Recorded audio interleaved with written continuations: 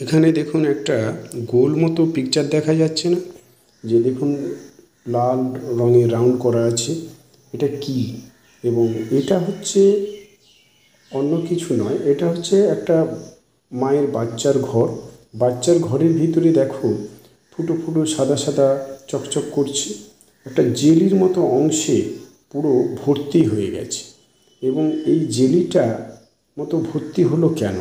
Mother কিন্তু 3 মাসের pregnancy, তাহলে তার বাচ্চাটা গেল কোথায়? এখানে এই যে বাচ্চার ঘরে ভর্তি হয়ে গেছে জেলির মতো, তাহলে বাচ্চার মাকে যতবার পরীক্ষা করা হচ্ছে তার প্রেগনেন্সি কিন্তু পজিটিভ দেখাচ্ছে। তাহলে বাচ্চা গেল কোথায়?